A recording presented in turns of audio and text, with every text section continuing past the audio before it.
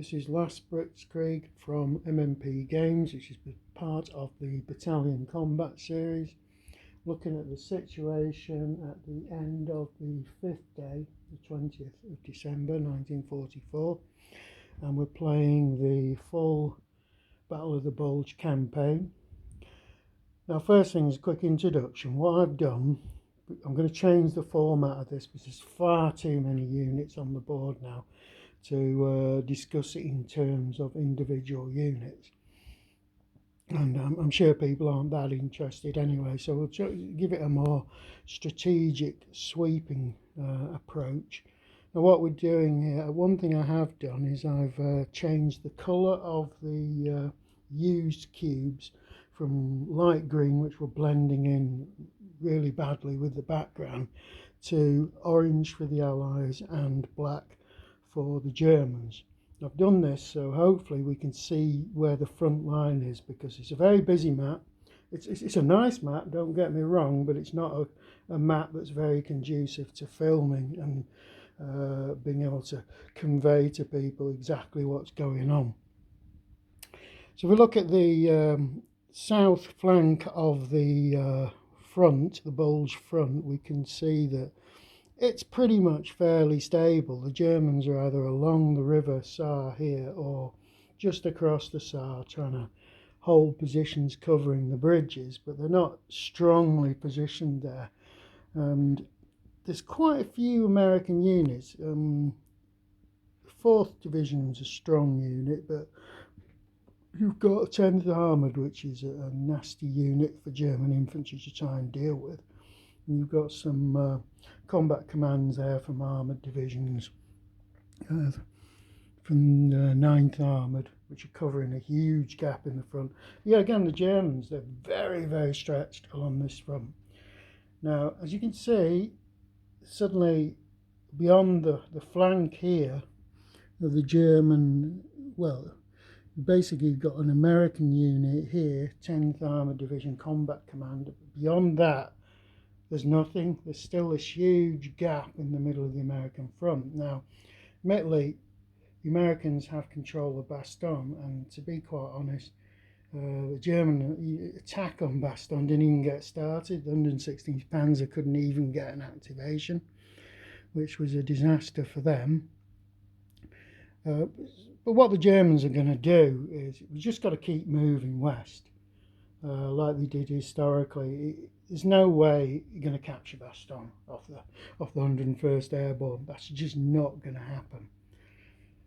So you see where the 101st Airborne is here. Yeah, again, there's hardly any American units in this gap north of Bastogne as well. The Germans did capture La Roche-Ardenne. They also captured another victory point hex, but immediately lost it again to an Allied counterattack. So you can see again in the centre that there's this very big gap in the line or of the Americans, or there's either nothing there to stop the Germans. Now the Germans, the big problem is they keep extending this bulge.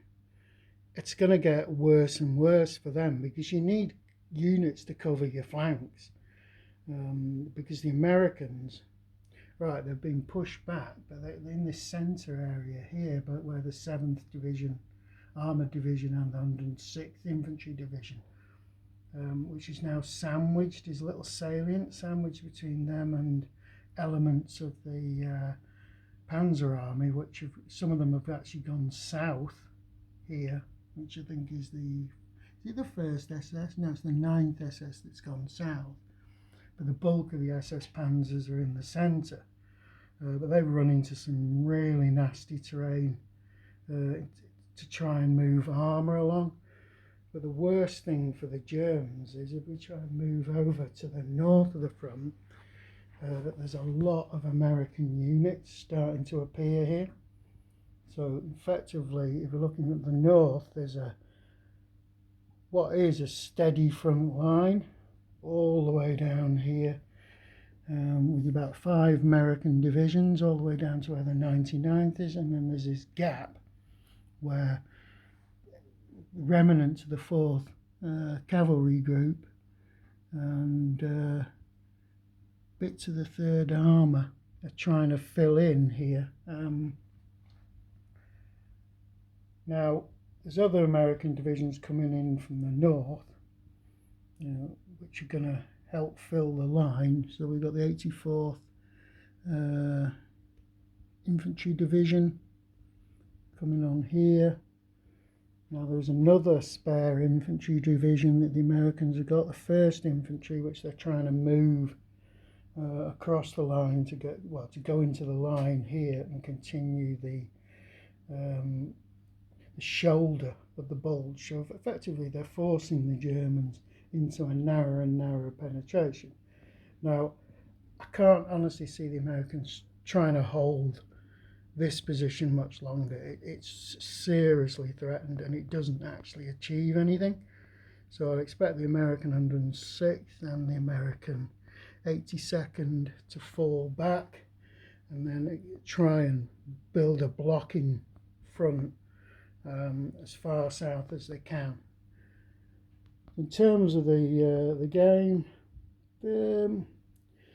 I'd say the Germans are doing pretty much what they did down south historically, but they're not getting anywhere near as much penetration as they did historically up north.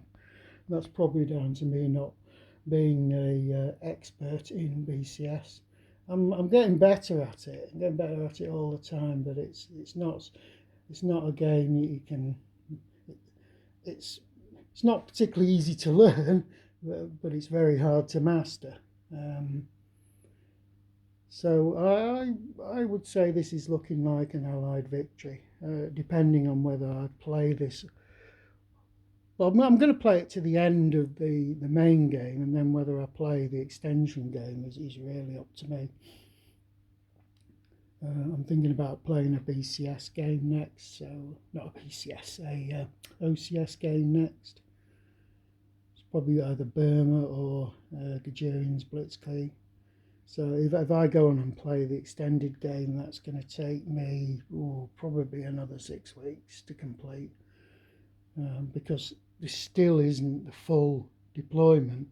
If you go over here, if you look at the American divisions in the box here, the green ones, forget the white ones, are due on the map in the main game, and you've still got some German units.